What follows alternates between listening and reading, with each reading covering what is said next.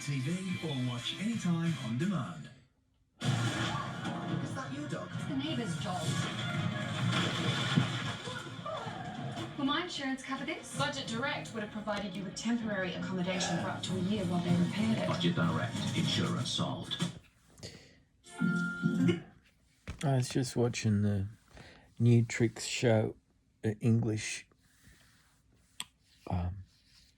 crime show, where the old retired fellows and lady volunteer their time to investigate cold cases. And in this particular episode, the tall, thin gentleman visits his wife, who's not well, in an institution, a nice institution, but she's not been well.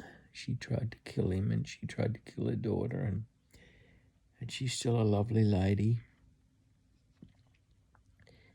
And he's visiting her,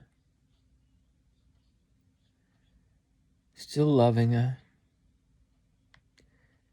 and she's in a moment of lucidity, and she leans across to him from a Chesterfield chair to the Chesterfield lounge he's sitting on at right angles across a coffee table, and she places her hand on his and she says, "I know what you're going through, and I want you to know you are a good man." And I don't know why, I just lost the plot at that point. I just lost it, to think someone you love with all your heart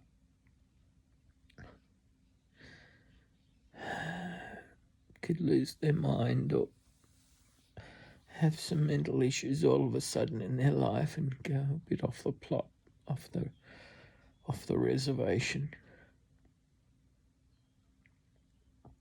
And you can see how beautiful she was, because she's still good looking in this episode. I know it's only a show, but it just triggered me, and I've been up here for, this is my 7th year out of Sydney now, and this is the first time I've really broken down and cried. Maybe just coincides with this morning I got a text from my lovely daughter Jessica, and she's happy to see me, and she's wants to see me at the Muswellbrook RSL in a few weeks' time. I don't think it's to do with that, but it could be. It could be a periphery. And a couple of days ago, I made contact with my dad again, extending the olive branch yet again. And this time he picked it up and received it with glee. He was happy to hear from me. And I was thinking, going to church has been good. I've been supporting the Anglican Church in the Upper Hunter areas of late this year, and I've been praying not only for my family situation to restore to normality, but also to get rid of the bloody hornets and wasps in my back room. Been driving me crazy with my panic attacks and high anxiety, and lo and behold, since praying fervently in church and every night before I nod off to sleep, very tentatively, hearing a little buzzing sound somewhere and wondering if I'm going to wake up covered in wasps and hornets the next morning, I finally get a good night's sleep, and I pray fervently to God to help make things right. And He does. I went to the Gundy service last Sunday and the Scone service. Met a lovely missionary to Tanzania called Judith Calf, and interviewed her briefly for the church to promote them to get some more people there, hopefully in future Sundays, and had a lovely lunch down at Gundy. And when I was in that church on my own, because I got there early, when I arrived at the Gundy church and it was all empty, and I wondered, where is everybody? Because I thought the service would start at 1 p.m, not 1:30.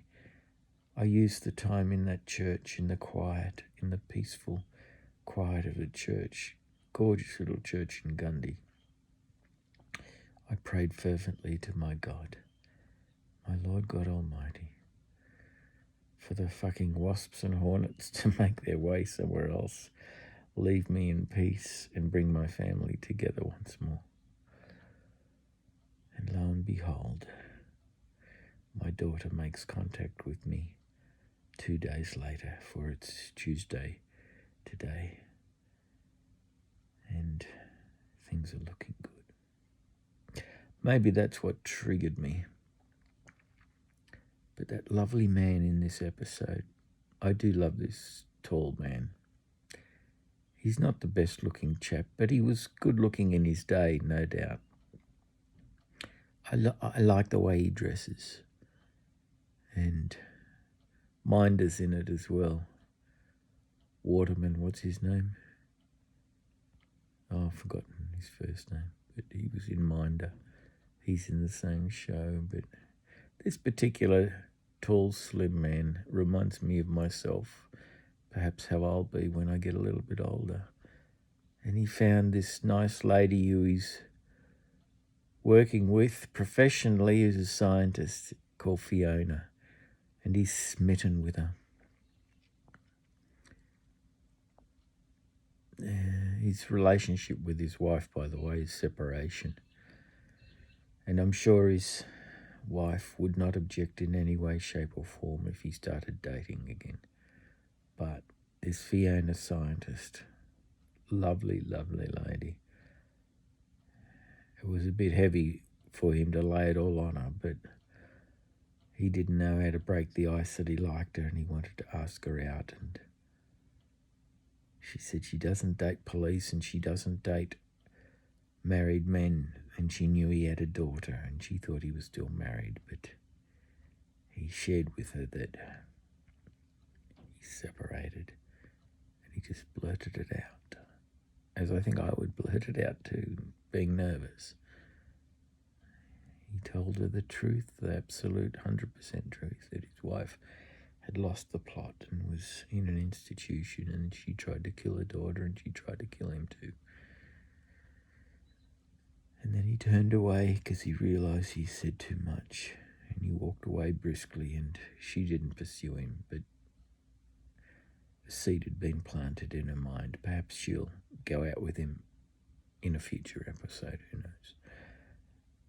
But when he went back the next morning to see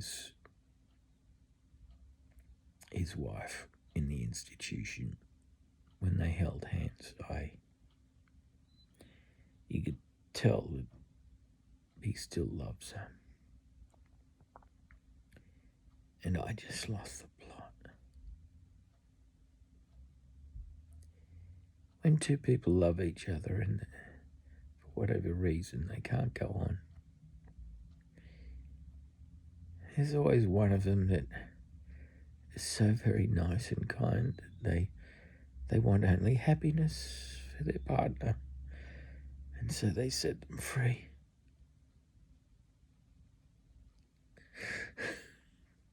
And she wanted to set him free, so it was her way of saying, it's all right, sweetheart.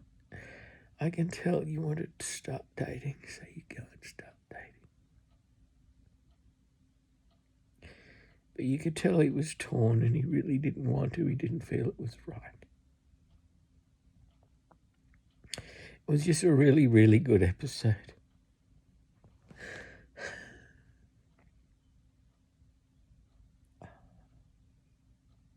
Called New Tricks on BBC UKTV, and that's the most pathetic review I've ever done. In tears all the way through. But in a way, I think the three of you are watching this, because my videos, as you know, go antiviral, not viral. The three of you who are watching this will realise that they're tears of love and tears of joy, and I guess tears for what might have been.